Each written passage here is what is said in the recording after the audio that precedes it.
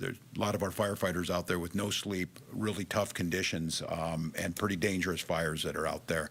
And I think the conditions that we've seen, incredibly dry, been in drought for some, of course, these unseasonably high temperatures, and then exceedingly low humidity have created a really difficult situation. And just to get an idea of what we've been dealing with this fire season, Minnesota experiences a little over 1,100 fires a year. We've already had 970. Sunday alone, we had 40. Monday, which was the first day of this incident, that was on Sunday. On Monday, we had another 40 fires, so we had over 80 fires burning. Many of those have been contained and are under control. There are three big ones where you hear the details about. The Camp House fire you keep hearing about is the one that has burned 80 structures and is a pretty dangerous one. So you're going to hear about these three fires.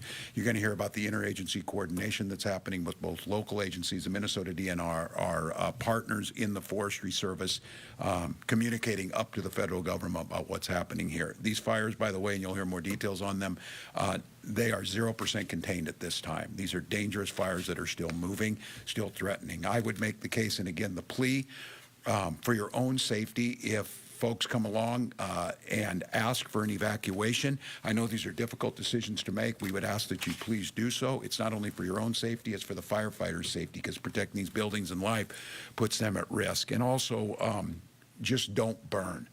This is, I think, a statewide thing. Whether we get something out and we put something as alerts, it is just too hot, too dry, too dangerous, and our resources will get spread too thin, because what's going into these three fires, and again, on Sunday, when they first started, these folks knew what was coming. They were prepared for it. We put the Guard on alert. General Menke will talk about that. Yesterday, I signed the executive order activating them, and those Chinooks are in the fight right now with our members of the Minnesota National Guard. So developing situation, still incredibly dangerous. It's going to take a few days. We're hoping again that Thursday looks like there's some rain and some cooler temperatures on the horizon. But this is going to be an ongoing battle probably throughout most of the summer. And I think right now it's important for us to start thinking about the habits we're doing, start thinking about containment, and making sure that we're prepared to protect property and, of course, most importantly, protect life. With that, I'm going to turn it over to DNR Commissioner Stroman.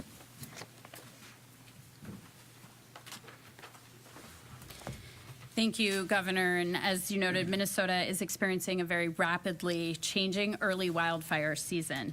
Our fire danger conditions have been very high during many periods this spring, and they have been in extreme conditions since May 11th. There are a number of factors that are contributing to these conditions, including uncommonly dry fuels, warm temperatures, and increasing drought across the state. With these conditions, none of the current fires across the state are easily suppressed, and they require considerable time and resources to extinguish. As the governor noted, to date in 2025, we have had 970 fires on more than 37,000 acres in Minnesota. While we have many active fires across the state and we are containing many of those fires, the three largest fires receiving the most attention at this moment, none of which are contained, include the Camp House, the Jenkins Creek, and the Munger Shaw fires in St. Louis County.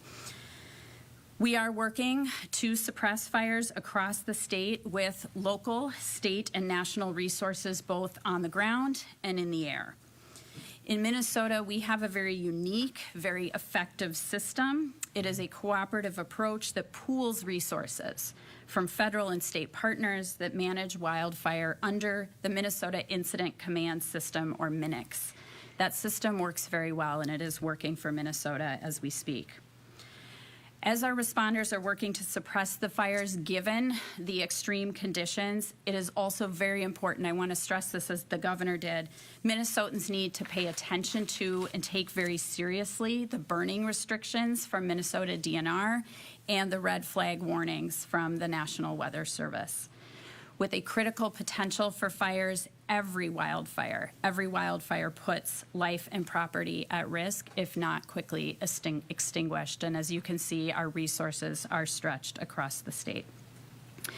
Finally, I want to note that while the situation is dynamic and dangerous, Minnesotans can be very proud of the response systems that we have in place and how our emergency responders work together to protect life, property, and our natural resources. I'm incredibly grateful to our DNR wildland firefighters, our partners who manage wildfire under the Minnesota Incident Command System, the National Guard, and our other state, local, and national partners. Now, for some of the more specific details on the three wildfires, on those three wildfires, I want to introduce Patty Thielen. She is the director of the Forestry Division at Minnesota DNR. Thank you, Commissioner. Good afternoon. As both the governor and the commissioner mentioned, these have been a challenging several days. I've worked for DNR Forestry for nearly 30 years, and the weather the last few days is just really unprecedented. Really low humidity, high winds that has allowed fires to spread really quickly.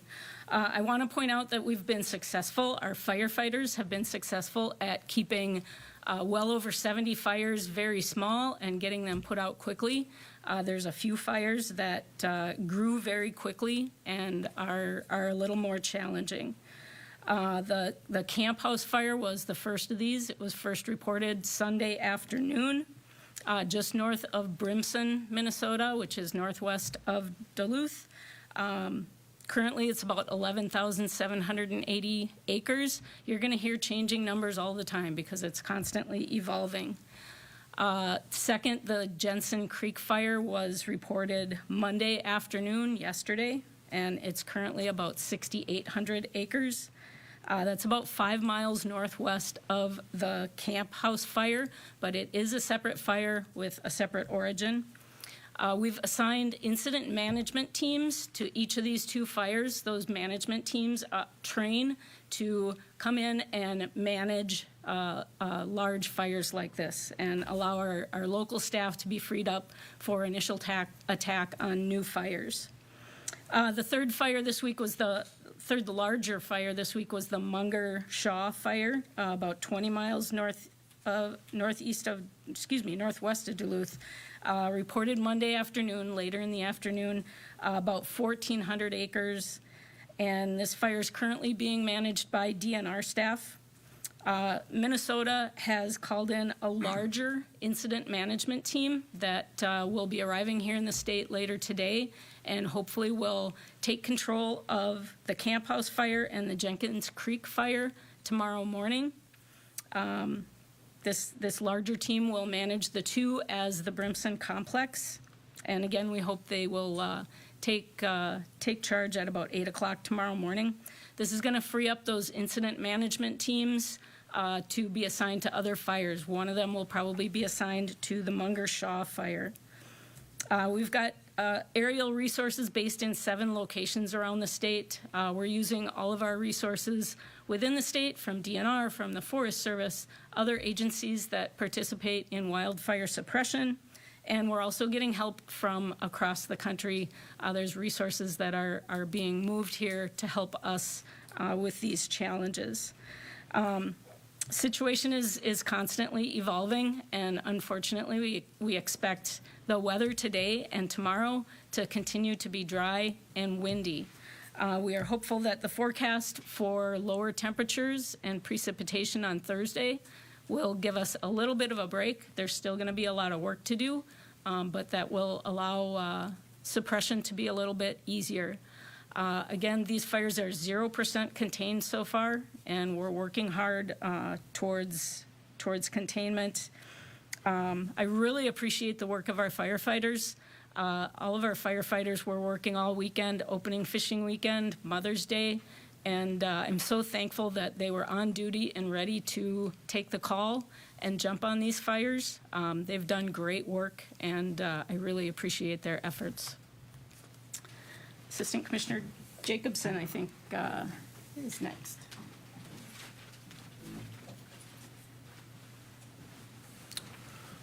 Hi, good afternoon, everyone. My name is John Cunningham. I'm the Assistant Commissioner of Emergency Services for the Minnesota Department of Public Safety. I just want to echo the Governor. What's been said before is just thank you to all of our first responders for responding to this call for service in greater Minnesota, as well as just across the entire state. These are really unprecedented conditions that we're seeing not only in the northern end of the state, but also the warnings just that exist across Minnesota as a whole. And I do encourage everyone just to please heed the warnings that are out there. Let the firefighters do the work that they've been called to do. And bear in mind, a lot of our local first responders, these are volunteers that are serving their community. They've been working around the clock with very little or no sleep, so getting this additional support is much needed. And Minnesota is really exceptional at providing mutual aid to our partners, and this has been an all hands on deck from a local, state, and federal response. So we appreciate the partnerships that have existed for quite some time, and this is certainly being demonstrated in the days previous as well as in the days coming up. Just want to provide a little bit of an overview of what the Department of Public Safety is doing. We are here to support our local agencies as well as our state partners as well as our federal partners. Specifically, the State Fire Marshal Division has working relationships every day with our local fire service agencies. They are embedded not only with the Minnesota Interagency Fire Center, but also assisting on the ground with staging manager support. And those are fire service leaders that came from the fire service that have this experience to help with staging and deploy resources to assist with protecting structures that might be threatened. We also have specialists that are working around the clock to help mobilize fire departments from around the state. We have 2 regions that are actively supporting from local fire departments to help support local fire departments that are being impacted by this major event in northern Minnesota. The Minnesota State Fire Chiefs Association is across the state and actually partners with the Minnesota Department of Public Safety and State Fire Marshal to get resources from local fire departments across the state to help support these efforts and provide also backfill to give some of these fire departments a little bit of a rest so that they can serve their local communities. We will continue to support that through the mutual aid system and to support our state and federal partners in the days to come. Also, our Homeland Security and Emergency Management Division is also actively working with this incident and partnering with our state and federal partners to support the ongoing operation to make sure that as resources become depleted, as we look towards the future, that we have enough resources to continue the operation to suppress these fires and to get communities back into a safe environment. We have regional program coordinators that are on the ground supporting local operations, including the Sheriff's Office, the Rescue Squad, that has been instrumental in helping with evacuations and keeping the area safe. We also have stood up an active monitoring posture within our statewide emergency operations center to field any requests that are coming from the field to ensure that all the state agencies and federal partners are collaborating and working together, which has been great over the last few days. And we're ready to look at the big picture, as we have been doing over the last several days since Sunday, of the ongoing threat that exists not only in northern Minnesota, but just across the state of Minnesota as additional, if any additional incidents do occur. We are sharing information with all state agencies. We've also briefed our FEMA region just so that they're tracking and that we're ready to pivot and increase any monitoring or any additional support that we can to continue to support operations on the ground. And the one thing that I also want to point out is while this incident is active and the firefight is ongoing, we are here for the long haul. Recovery is going to be vitally important for the communities that are being impacted. So we will be here in the days and weeks and months to come to help this area recover once the flames are extinguished. As you can see, some of the pictures that are just being displayed, this is a significant event. This is a beautiful area of Minnesota, which is bound in just natural habitat, but this is a very dangerous area right now. We have pilots that are doing exceptional work on picking water up out of very limited access lakes and dropping that water and just staying away from those areas, letting the aircraft do the work that they need to do so that they can continue to fight this operation. With that, I will now turn it over for comments from Major General Mankey. Thank you.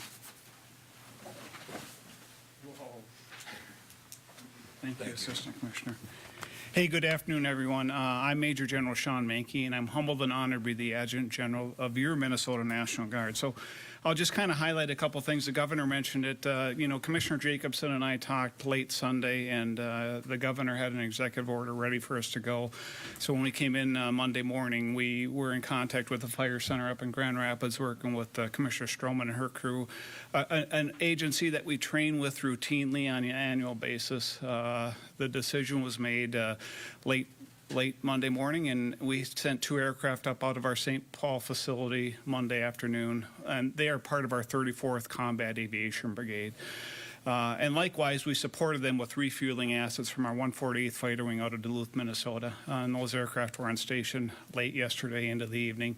And then this morning, we sent another 2 additional aircraft up there out of our St. Cloud Army Aviation Support Facility, one Chinook and one Blackhawk. And the one Blackhawk is equipped with external hoist capability in case it's needed, God forbid, in an emergency or something like that. But, we are ready because of the training that I said we do with our DNR. Our motto, always ready, always there, I think is relevant in this case. And I'm extremely proud of the partnership that we have with our DNR and our national partners to combat this type of disaster when it happens in a state, and proud of our soldiers and airmen who support us each and every day.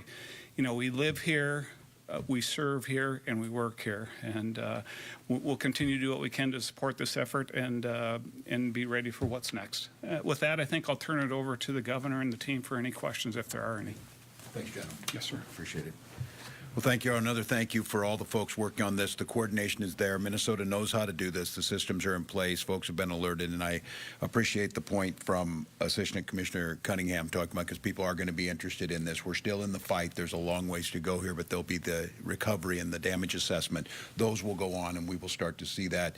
Contact, as you heard, has already been made with FEMA, and my team, before I came over here, contact with the Trump administration to let them know this is an ongoing developing situation that will take some time, and we'll see when it's all over and the assessments come in if we're going to need some of that federal assistance. But with that, any of us would take some questions. Yes. Danny Spiewak, Carolyn. Can someone just, whether it's you or anybody up on the panel, just explain the scale of this? Yeah. Historically, what does this look like? I might let you.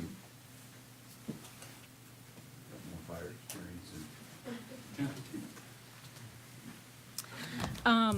Overall, what's the scale of this? It's hard to say because the fires continue to grow. But as of this morning, I think we have had over 37,000 acres of fires, and in an average year, give me a moment here.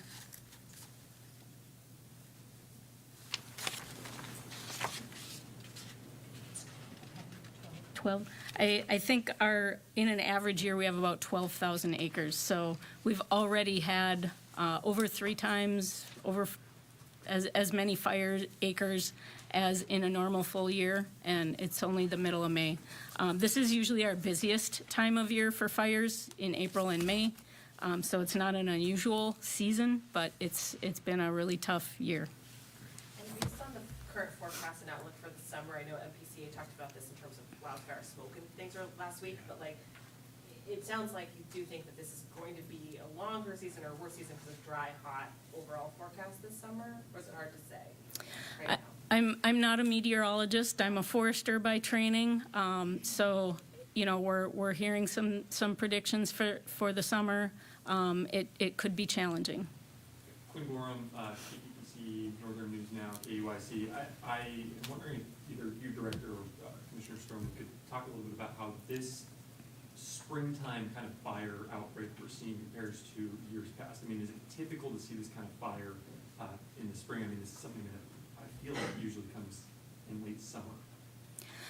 In Minnesota, our typical fire season begins as soon as the snow melts. We've got a lot of dead, dry fuels out there before things green up. So from when the snow melts until green up is our normal fire season. We sometimes have a second fire season in the fall. Sometimes there's not much. In my first half of my career, generally there was snow through March and into April. Sometimes we had some fires in March. But the heavy season was April and May. over the last several years, the fire seasons have started earlier. We've had fires in February, we've had fires in January, when normally there's snow cover that doesn't allow fires to spread. So the weather has not been cooperating for us, and it seems like we've had more fires earlier in the year than we ever have before. I just want to add to that against Sarah Stroman, Commissioner at Minnesota DNR. We are seeing part of the effects of climate change, right? And that's what Director Thielen is talking about when she's seen the change over her career. And so it is hard to compare what has been historically the normal fire season pattern in the state of Minnesota and what we are seeing now and going forward. We are trending towards hotter, drier weather, and that is going to change the fire situation. We are tending towards more extreme precipitation events. So, we had a lot of rain recently here in Minnesota, and then it suddenly got very dry, right? It is not evenly spread. And so that also changes the nature of the fire season. And so I just think it's important to remember that what we have historically seen in a fire season is changing. And that is something that Director Thielen and her fire team and our interagency system across Minnesota is thinking about, is how do we prepare in different ways to address what is a changed environment. Governor, have you been in conversations with the president or his administration about this situation yet? No, not specifically. My team, when I came over here just a little after noon, knew that we were talking to the FEMA folks in the usual chain of command, but I asked them, and they are now making contact up to the administration, let them know this is ongoing. And at this point in time, we know how this works. We know the system or whatever. I'm going to assume that the changes that have been made at the federal government have not gutted FEMA, have not gutted our responders. I'm going to give them the benefit of the doubt because we know how this is going to work. We know the responses. And I will say at this point in time, there's no reason to believe anything has changed. Our folks are responding. Our resources there. We're doing the fight that needs to be there. But I do want them to make sure that asked it to raise it up to that level to know that this one, I think, is going to, when you hear 80 structures burned in the first day, that's pretty challenging. That's going to add up very quickly. Jason Rantola, WCCO TV. Are we worried about these fires impacting urban areas, cities in the area? Yeah, I will maybe let the experts talk about that. I think that's the concern, that it's dry everywhere. I'll re-stress that, careful around fires in general, but I'll let folks talk about that a little bit.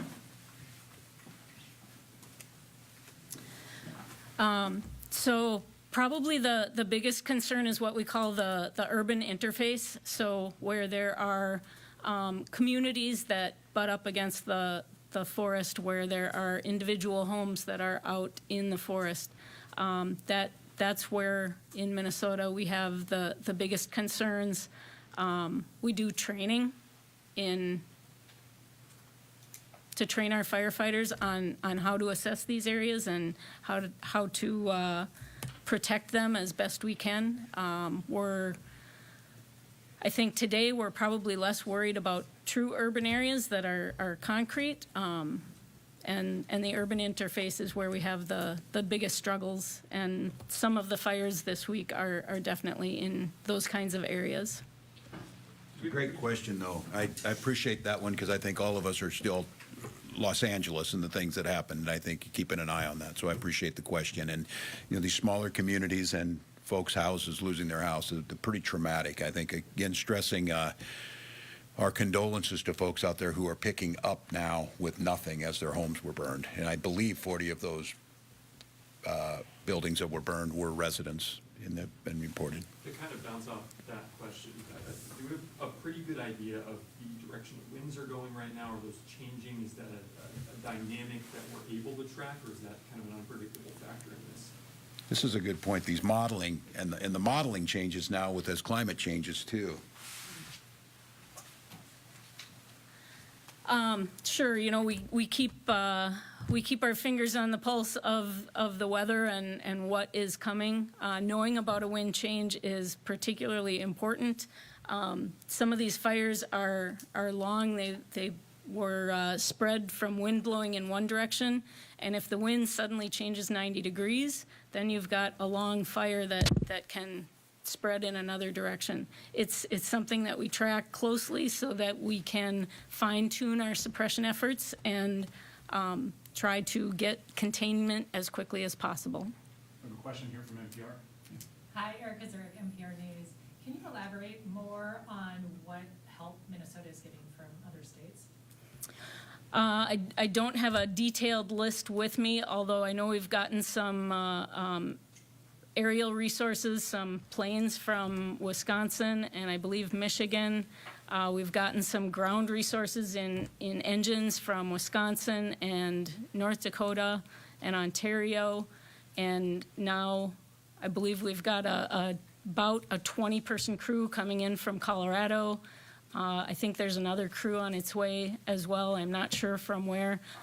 Fire has a really elaborate system across the country, excuse me, for moving resources around to where they're needed. Thank you. Couple more on topic or off topic? I would just mention before we take off topic, legislative leaders, because we're spending a lot of time together, we're briefed this morning. They're staying in and being briefed through this entire process too. With that, any off?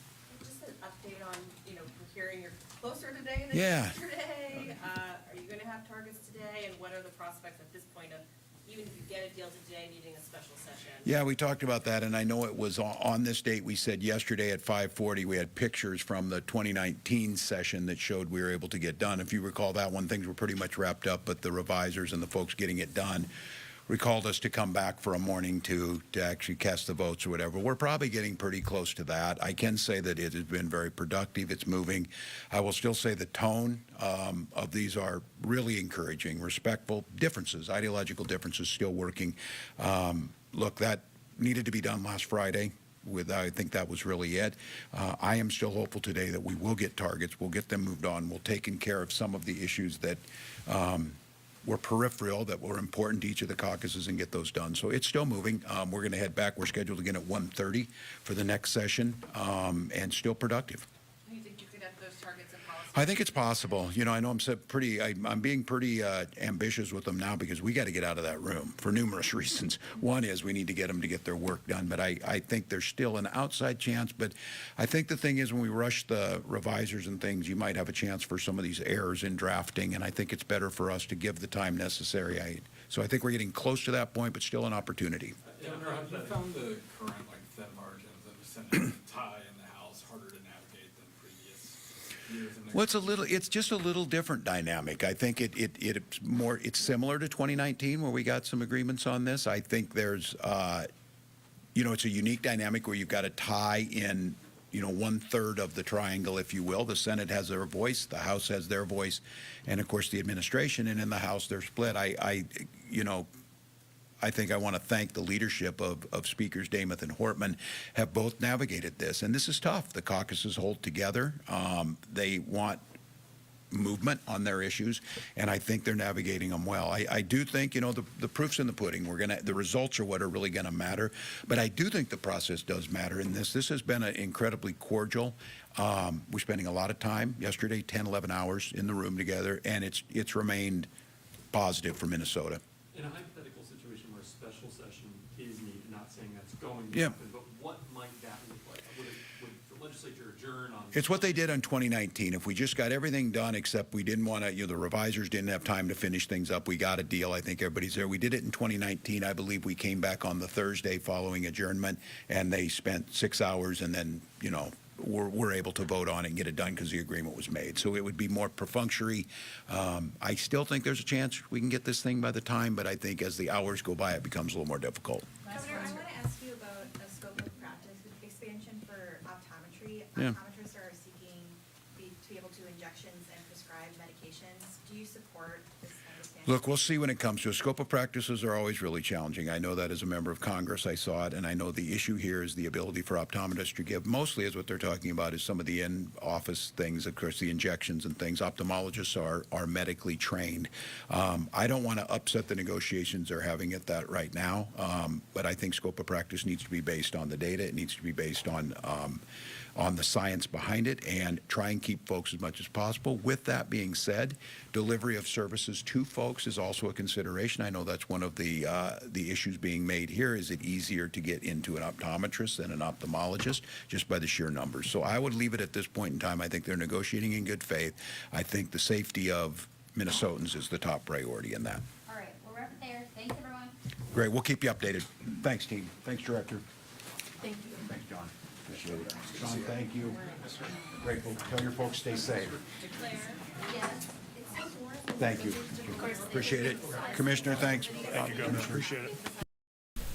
You just heard updates on the fire activity in northern Minnesota. We'll have continuing coverage. Look for more on air and online at WCCO.com.